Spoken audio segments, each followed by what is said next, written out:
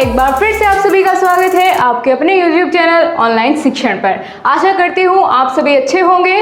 दोस्तों, जैसे कि आप सभी जानते हैं कि हर संडे हम एक करंट का टॉपिक लेते हैं जिस पर सबसे ज़्यादा चांसेस होते हैं एग्जाम में क्वेश्चन आने की। जैसे कि हमने राफेल कवर कर लिया है, राम मंदिर, इसी तरीके से आज हम आपको सिखाएंगे, बताएंगे भारत और नेपाल सीमा विवाद के बारे में। तो पूरा इसका चिट्ठा आपके सामने खोलकर मैं रख दूंगी। आपको पूरा ऐसा समझ में आने वाला है कि बिल्कुल स्टोरी की तरह आपको समझाऊंगी और सभी फैक्ट्स यानी जो भी आपको इसमें बताने लायक है, जो भी एग्जाम में पूछे जा सकते हैं, उन सभी की हम बात करेंगे। तो आज का हमारा टॉपिक है भारत नेपाल सीमा विवाद। ठीक है, भारत और नेपाल अभी तक अच्छे दोस्त थे, जैसा कि सभी जानते हैं। ठीक है, अभी तक इनमें ऐसा कुछ नहीं था, यानी कुछ साल पहले तक कि इनमें कोई विवाद नहीं होता था। और भारत और नेपाल के बीच अब जो विवाद है वो बाउंड्री को लेकर विवाद बढ़ गया है। आइए हम इस वीडियो में मैप के थ्रू जानेंगे इस विवाद का कारण क्या है, क्यों इस समय भारत और नेपाल के बीच विवाद हो रहा है। सो फ्रेंड्स, इस वीडियो को ध्यान से लास्ट तक देखिएगा, क्योंकि वीडियो के लास्ट में हम बात करेंगे इस टॉपिक के सबसे इम्पोर्टेंट क्वेश्चंस की, जो कि आपके आने वाले हर एग्जाम में ज़रूर पूछे जाएंगे।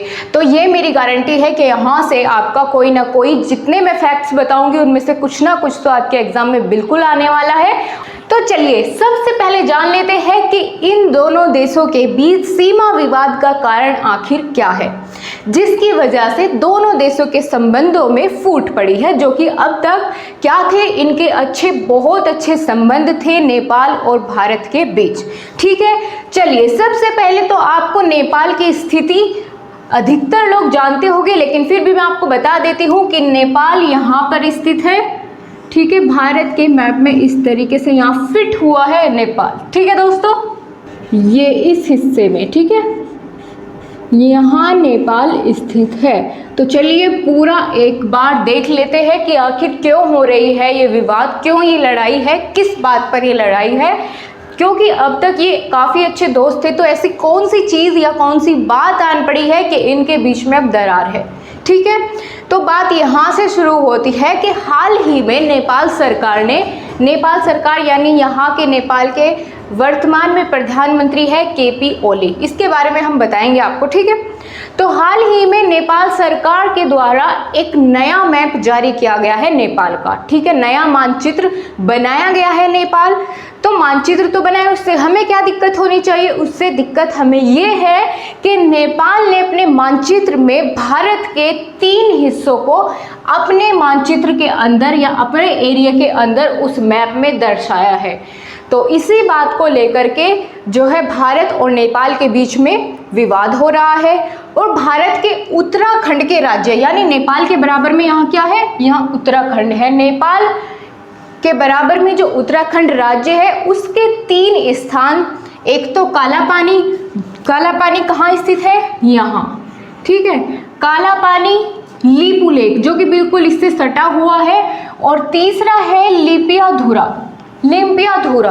इन तीनों जो ये यहाँ पर ये जगह है तीनों, इन तीनों को नेपाल ने अपने मानचित्र के अंदर दर्शा लिया है। इन्होंने कहा है कि नेपाल यहाँ तक है, ऐसा कुछ इन्होंने किया है। ठीक है, तो विवाद तो होना तय था, क्योंकि हम ये बर्दाश्त नहीं कर सकते कि कोई और देश हमारे देश के हिस्से को अपने मानचित्र के अंदर दर्शाए।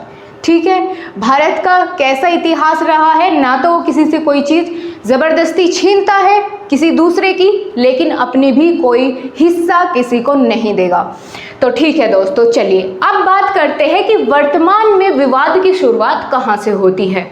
ठीक है, और इसने यहाँ पर ये तीनों हिस्सों को अपने मैप में क्यों दर्शाया, ऐसी कौन सी बात है। तो सभी रीज़न आपके सामने एक एक करके मैं प्रेजेंट करूंगी, आपको अभी कुछ नहीं लिखना है, सिर्फ और सिर्फ समझना है। ठीक है, तो भारत सरकार द्वारा अभी क्या हुआ है, उत्तराखंड राज्य में पिथौरागढ़ में लीपू लेक जो दर्रा है वहाँ से 80 किलोमीटर लंबी सड़क का निर्माण किया है भारत सरकार ने। ठीक है, और उसका उद्घाटन किया है रक्षा मंत्री राजनाथ सिंह ने 8 मई 2020 को। राजनाथ सिंह के द्वारा इसका उद्घाटन किया गया। इस स्थान को नेपाल ने अपने हिस्से में दर्शाया है। तो वर्तमान में यही इसका विवाद का कारण है। मैंने अभी आपको क्या बताया कि नेपाल ने भारत के 3 हिस्सों को अपने मानचित्र में दिखाया है। अब वे ज़रूरी हो जाते हैं आपके लिए जानना कि वे 3 हिस्से कौन कौन से हैं। पहला है काला पानी। ये कहाँ स्थित है? उत्तराखंड में स्थित है। यहाँ से बिल्कुल क्वेश्चन पूछा जा सकता है, अभी आप नोट डाउन मत करिएगा। तो पहला है काला पानी। दूसरा, यहाँ पर स्थित है एक स्थान जिसका नाम है लिपू लेक। लिपू लेक, ठीक है। 2 तो ये हो गए। और तीसरा स्थान है यहाँ जिसका नाम है लिम्पिया धूरा। ऑलराइट, चलिए अब आपको समझ आया कि कहाँ कहाँ कौन से हिस्से को नेपाल ने अपने मानचित्र में दर्शाया है। तो ये 3 हिस्से हैं जिसको नेपाल ने अपने मानचित्र के अंदर शो किया है। तो यही बात भारतीय सरकार को भाई नहीं, तो विवाद इसीलिए इतना बढ़ रहा है। लेकिन शुरुआत कहाँ से हुई? जैसा कि अभी मैंने आपको बताया कि भारतीय सरकार ने अभी एक 80 किलोमीटर लंबे जो है मार्ग का या सड़क का निर्माण किया है। कहाँ? पिथौरागढ़ से लेकर के, ठीक है, लिपू लेक तक, ऐसे ये सड़क का यहाँ पे निर्माण किया है भारतीय सरकार ने 80 किलोमीटर लंबी। यहाँ है मान लिया पिथौरागढ़, जो कि उत्तराखंड में पड़ता है, ठीक है। पिथौरागढ़ यहाँ पर स्थित है। तो दोस्तों क्या हुआ, क्यों ज़रूरत पड़ी सड़क के बनाने की? क्या ज़रूरत आन पड़ी थी कि यहाँ ऐसी स्थिति में सड़क बनाई जाए जिससे कि नेपाल भी उसको अपने नक्शे के अंदर मिलाना चाहता है?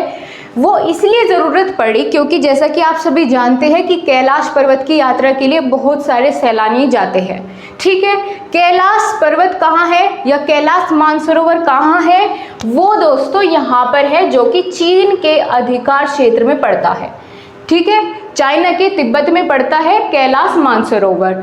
तो वहाँ पर इतने सारे तीर्थयात्री जाते हैं वहाँ यात्रा करने के लिए, ठीक है, कैलाश के दर्शन करने के लिए यहाँ पर इतने सारे यात्री जाते हैं। तो उनकी सुविधा के लिए ये मार्ग बनाया गया। मानसरोवर कहाँ पड़ता है? ये तिब्बत में, ठीक है। यहाँ चाइना का क्षेत्र आ जाता है क्योंकि भारत से तो बाहर है ना ये, तो यहाँ चाइना का क्षेत्र आ जाता है और कैलाश मानसरोवर यहीं पर स्थित है। तो यहाँ यात्रा करने लोग जाते हैं, तो उनकी सुविधा के लिए ये मार्ग जो है, इसके मार्ग का निर्माण किया गया है। सो फ्रेंड्स, क्या होता है कि कैलाश मानसरोवर तक जाने के लिए भारत ने 2 मार्गों का निर्माण तो पहले से कर रखा था, ठीक है। लेकिन ये अब तीसरा मार्ग बनाया गया है। ये मैं आपको समझाऊंगी कि क्यों बनाया गया है, ठीक है। सबसे पहले बात करते हैं कि आखिर इसकी ज़रूरत क्यों पड़ती है। जो पहले 2 मार्ग थे, क्या वे सही नहीं थे? क्या दिक्कत थी उनमें कि इसका निर्माण करना पड़ा? वो ऐसा हुआ कि देखिए, पहला मार्ग सिक्किम के नाथुला दर्रे से होता हुआ कैलाश मानसरोवर तक जाता है, ठीक है। यहाँ सिक्किम स्थित है, तो सिक्किम में एक दर्रा है नाथुला दर्रा, यहाँ से होता हुआ ये जाता है कैलाश मानसरोवर, ठीक है। इसकी लंबाई कितनी है? 900 किलोमीटर लंबा ये मार्ग है। यानी यहाँ पर जाने में आराम से 20-25 दिन किसी यात्री को यात्रा करने में लग जाते हैं। और यहाँ पर खूब सारे पर्वतमाला भी है, तो उन्हें चढ़ने में, वहाँ पर चढ़ाई करने में बहुत ज़्यादा कठिनाई होती है और समय तो लगता ही है 20 से 25 दिन का, क्योंकि 900 किलोमीटर लंबा ये रास्ता है, ठीक है। पहले रास्ते की हमने बात कर ली। पहला कौन सा है? कहाँ? सिक्किम के नाथुला दर्रे से होता हुआ कैलाश मानसरोवर तक जाता है, ठीक है। अब चलिए दूसरा रास्ता कहाँ से कहाँ तक जाता है उसकी बात कर लेते हैं। तो दूसरा रास्ता देखिए, नेपाल के काठमांडू से होता हुआ मानसरोवर तक जाता है। यानी नेपाल की राजधानी क्या है? काठमांडू, मान लिया यहाँ है। तो नेपाल के काठमांडू से होता हुआ ये मानसरोवर जाता है, तो ये भी कोई ज़्यादा छोटा नहीं है, इसकी भी लंबाई 540 किलोमीटर है। तो इसमें भी वही सेम दिक्कतें आती थी जो कि पहले वाले रास्ते को सफ़र करने में जितनी सारी मुश्किलें आती थी, वही सब यहाँ से जब काठमांडू से कैलाश मानसरोवर की यात्रा करते हैं तो वही सारी दिक्कतों का सामना उन्हें फिर से करना पड़ता है। इसी बात को, इसी का हल निकालने के लिए क्या किया, भारतीय सरकार ने एक नया रास्ता बना दिया। ठीक है, वो कहाँ से बनाया, जैसा कि मैंने आपको अभी बताया कि पिथौरागढ़ से होता हुआ और सीधा कैलाश पर्वत। तो आप खुद ही देख सकते हैं कि ये मार्ग, जो तीसरा मार्ग बनाया गया, ये इनके कंपैरिजन में काफ़ी छोटा है। ठीक है, पहली बात तो यही है कि काफ़ी छोटा है, और दूसरी इसकी सबसे अच्छी बात यह है कि इस मार्ग का 85% हिस्सा भारत के अंदर स्थित है। तो यानी सेफ भी यही है। अगर हम किसी दूसरे देश से होते हुए कैलाश मानसरोवर की यात्रा करेंगे या कहीं भी जाते हैं तो उसके कंपैरिजन में क्या अपने देश वाला रास्ता सेफ नहीं होगा? बिल्कुल सेफ होगा। तो इसीलिए क्या है, ये इसकी खासियत है, इससे 2 या 3 दिन में लगभग क्या होता है, कैलाश मानसरोवर तक पहुंच जाते हैं। यानी इतनी आसान यात्रा उनके लिए बना दी गई है इस 80 किलोमीटर लंबे मार्ग को बना करके। और देखिए दूरी भी कितनी कम है, इसकी 80 किलोमीटर, जो दूसरा मार्ग था 540 किलोमीटर, जो पहला बनाया गया था उसकी 900 किलोमीटर दूरी थी।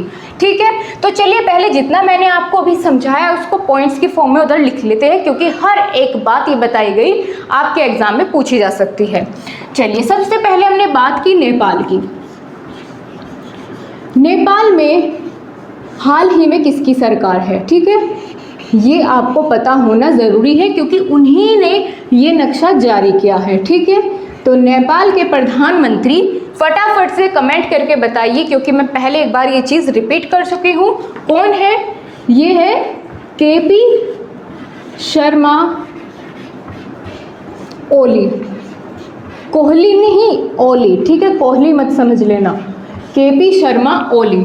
और ये कम्युनिस्ट, नेपाल कम्युनिस्ट पार्टी से बिलोंग करते हैं। ठीक है ना, कम्युनिस्ट पार्टी, यहाँ पर ये इनकी पार्टी का नाम है communist party. Clear? Communist party से बिलोंग करते हैं। केपी शर्मा ओली नेपाल के प्रेजेंट में पीएम हैं। ओके, चलिए और क्या बात है, नेपाल ने नया मानचित्र कब बनाया? ये भी तो बात आपसे पूछी जा सकती है।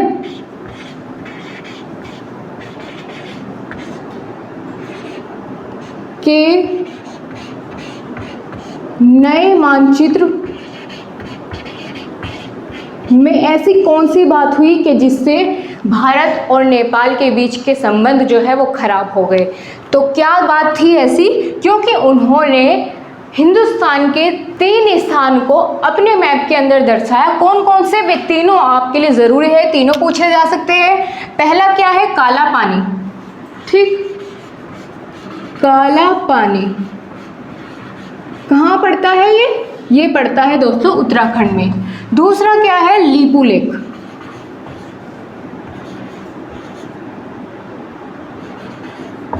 लीपू लेक। और तीसरा कौन सा है?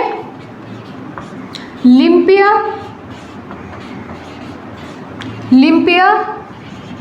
धूरा। ठीक है, ये तीनों स्थान हैं जो नेपाल ने अपने मानचित्र के अंदर दर्शा दिए हैं। इसी वजह से पूरी जो लड़ाई है वो चल रही है। ठीक है, अब देखिए ये जो राजमार्ग बनाया गया है जिसका उद्घाटन रक्षा मंत्री राजनाथ सिंह द्वारा किया गया है, इस मार्ग के बारे में भी आपसे बिल्कुल पूछा जा सकता है कि इसका उद्घाटन कब हुआ। ठीक है, तो हम बात कर रहे हैं पिथौरागढ़ से लेकर के कहाँ तक बनाया गया है? लीपू लेक तक, लीपू लेक दर्रे तक इसका निर्माण किया गया है। कितनी लंबाई है इसकी? 80 किलोमीटर लंबा ये मार्ग है। और कब इसकी उद्घाटन किया गया? तो 8 मई 2020 को इसका उद्घाटन किया गया। तो इसी मार्ग की वजह से नेपाल को लगा कि ये तो यहाँ पर आके अपना हक जता रहे हैं। ठीक है, इसी वजह से उसने तिल मिलाकर क्या किया, अपना ये सारा हिस्सा जो है अपने देश के मानचित्र के अंदर मिला लिया। तो क्या आप इस बात से यही समझ रहे हैं कि अभी से लड़ाई चलती आ रही है इन स्थानों को लेकर के? नहीं, ऐसा बिल्कुल नहीं है, इसके पीछे इतिहास छिपा है, उसके बारे में एक बार बात कर लेते हैं। हो सकता है आपसे वहां से क्वेश्चन पूछ लिया जाए। तो बहुत छोटी सी बातें हैं, आपको वही क्लियर करूंगी। बात है 1765 की। नेपाल में एक राजा थे जिनका नाम था पृथ्वी नारायण शाह। उन्होंने नेपाल में एक साम्राज्य की स्थापना की थी जिसका नाम था गोरखा साम्राज्य। ठीक है, इस साम्राज्य की स्थापना वो 1765 में कर देते हैं। पॉइंट टू बी नोटेड, ये बहुत ही इंपॉर्टेंट लाइन है जो मैंने आपको बताई है अभी। चलिए, अच्छा जी, तो पृथ्वी नारायण शाह ने गोरखा साम्राज्य की स्थापना कर दी 1765 में। उसके बाद क्या होता है, तो जी गोरखा साम्राज्य के लोगों ने यहाँ पर आकर के आक्रमण किया और इनको अपने हिस्से में मिला लिया। लेकिन उस समय पर भारत में अंग्रेजों का शासन था। ठीक है, अंग्रेजों का राज था भारत के अंदर। तो क्या अंग्रेज बर्दाश्त करते? अंग्रेज तो इसे अपना साम्राज्य मानकर बैठे थे। उन्हें क्या पता था कि उन्हें एक दिन यहाँ से भागना पड़ेगा, तो वे तो भारत को अपना हिस्सा मानकर बैठे थे। इसीलिए उन्होंने इनका विरोध किया कि जी ये तो हमारा क्षेत्र है, यहाँ आकर कहाँ से बस रहे हो। तो फिर इसी बात के ऊपर इन दोनों के बीच टकराव होता है। इधर से अंग्रेज लड़ते हैं भारत की तरफ से और इधर से गोरखा साम्राज्य वाले क्या करते हैं, युद्ध करते हैं। तो युद्ध की शुरुआत हो जाती है 1814 ईस्वी में और 1816 ईस्वी तक ये युद्ध दोनों के बीच चलता है। नेपाल के गोरखा साम्राज्य और अंग्रेजों के बीच ये युद्ध चलता है। भारत में अंग्रेजों की संख्या ज्यादा थी तो उन्होंने क्या किया, नेपाल से जो गोरखा साम्राज्य के लोग आकर यहाँ पर विद्रोह कर रहे थे उनको हरा दिया। बहुत कड़ी मात उन्हें दी, छोड़ने को तैयार हो जाते हैं। और अंग्रेजों और नेपाल के जो वे गोरखा साम्राज्य वाले लोग थे उनके बीच में एक संधि होती है। ठीक है, 1816 में युद्ध खत्म हुआ। कैसे हुआ? एक संधि के बेस पर, यानी इनके बीच में एक संधि हो जाती है। इस संधि में क्या होता है, नेपाल अपना 2/3 हिस्सा, यानी जिस पर इसने यहाँ पर कब्जा किया था, ये 2/3 हिस्सा ब्रिटिश साम्राज्य को दे देता है। देना पड़ता है इसे क्योंकि तभी ये इन्हें छोड़ते हैं वापस। ठीक है, तो 2/3 हिस्सा देना पड़ता है ब्रिटिश साम्राज्य को नेपाल ने। ठीक है, तो इस संधि का क्या नाम था? इस संधि का नाम था दोस्तों सुगोली संधि। सुगोली संधि, ठीक है, सुगोली संधि ये अपने आप में बहुत इंपॉर्टेंट है। 1816 ईस्वी में हुई थी। 1816 ईस्वी में क्या हुई थी? सुगोली संधि हुई थी। अंग्रेजों ने इन्हें भारत से भगाने के लिए युद्ध किया और इस युद्ध में अंग्रेज जीत जाते हैं, नेपाल की हार हो जाती है। तो इन दोनों के बीच में एक संधि होती है, उस संधि का नाम है सुगोली संधि, जो कि 1816 में युद्ध समाप्ति के साथ होती है। ठीक है, क्या कहा जाता है इसमें? नेपाल को अपना 2/3 हिस्सा हर्जाने के रूप में अंग्रेजों को देना पड़ता है। इस सुगोली संधि में कुछ बात इनकी तय की जाती है दोनों तरफ से, नेपाल और अंग्रेजों की तरफ से। एक बात तय होती है कि जो नेपाल का हिस्सा है वो 2 नदियों के बीच में पड़ता है। उसके एक तरफ तो महाकाली नदी और नेपाल के दूसरे छोर पर मेची नदी है। तो यानी नेपाल जो है वो मेची और महाकाली नदी के बीच में पड़ता है। ठीक है, यही इसकी दोनों सीमाओं को निर्धारित करती है। तो हमने जान लिया कि ये पहले संधि हुई थी, लेकिन नेपाल अब चाहता है कि जिन राज्य पर इन्होंने पहले कब्जा किया था, ये 3 वो क्षेत्र थे, इनको अब ये अपने मैप के अंदर दर्शा रहा है। यानी वो जो संधि वाली बात हुई थी उसको अब ये नकार कर फिर से उन क्षेत्रों को अपने मानचित्र में दर्शा रहा है। तो यही कारण है पूरी लड़ाई का। इससे जितने भी इंपॉर्टेंट फैक्ट्स बनते हैं वो सभी मैं आपको एक बार में बता देती हूँ। ठीक है, सबसे पहले बात की थी नेपाल के पीएम कौन है? KP Sharma Oli, communist party से बिलोंग करते हैं। नेपाल के नया मानचित्र जो बनाया गया उसमें भारत के 3 क्षेत्र दिखाए गए, काला पानी, लिम्पियाधुआ और लिपू लेक। ये तीनों क्षेत्र, पिथौरागढ़ से लेकर लिपू लेक तक 80 किलोमीटर लंबी सड़क बनाई गई है, जिसका उद्घाटन 8 मई 2020 में किया गया है राजनाथ सिंह जी के द्वारा। ठीक है, इतनी बात आपने जान ली। अब आपके लिए जानने लायक बात यह है कि जो आपके एग्जाम में पूछी जा सकती है कि गोरखा साम्राज्य की स्थापना कब हुई थी। ये बात आपके लिए ज़रूरी है, तो मैं आपके सामने नोट कर देती हूँ। क्या पूछा जाएगा? गोरखा साम्राज्य की स्थापना कब हुई? तो ये हुई थी 1765 में। ठीक है, 1765 में गोरखा साम्राज्य की स्थापना होती है, जिसकी वजह से ये पूरा कांड होता है। आगे बात करते हैं, सुगोली की संधि कब होती है? ये भी बात आपसे पूछी जा सकती है, क्योंकि बहुत ही महत्वपूर्ण संधि है, जिसकी वजह से ये पूरी लड़ाई हो रही है। तो सुगोली की संधि हुई थी दोस्तों 1816 में। समझ गए आप? 1816 में, जैसा मैंने आपको यहाँ बताया, सुगोली की संधि होती है। सुगोली कहाँ स्थित है ये आपसे पूछा जा सकता है। ये भारत के बिहार राज्य में स्थित है, और बिहार राज्य का एक जिला है चंपारण, वहाँ ये स्थित है। क्या? सुगोली। इसी वजह से इसका नाम सुगोली संधि पड़ता है, क्योंकि ये स्थान का नाम है जो कि बिहार के चंपारण के अंदर है। इतना क्लियर हुआ? आगे बात करते हैं। हमने आपको बताया था कि 3 मार्ग बनाए गए हैं कैलाश मानसरोवर तक जाने के लिए। इन तीनों के बारे में भी आपसे पूछा जा सकता है, तो चलिए इसके बारे में भी एक बार जान लेते हैं। पहला मार्ग कहाँ से कहाँ तक है और लंबाई कितनी है? सिर्फ इतना सी बात आपको ध्यान रखनी है। इसकी लंबाई है 900 किलोमीटर, और ये सिक्किम के नाथुला दर्रा से, सिक्किम के नाथुला दर्रे से होता हुआ जाता है। समझ आई आपको? इतनी सी बात याद रखनी है आपको। पहला जो मार्ग है वो 900 किलोमीटर का है। तो जब इससे काम नहीं चला तो फिर दूसरा मार्ग बनाया गया, क्योंकि ये बहुत ही कठिन रास्ता था। ठीक है, दूसरे मार्ग की लंबाई कितनी पड़ती है? 540 किलोमीटर पड़ती है। ये नेपाल के काठमांडू से होता हुआ मानसरोवर तक जाता है। नेपाल के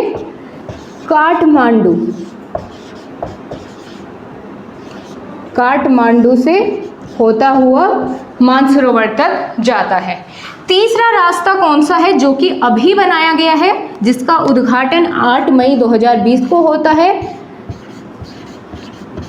तो ये कहाँ से कहाँ तक है जल्दी बताइए, आपको मैं बता चुकी हूँ।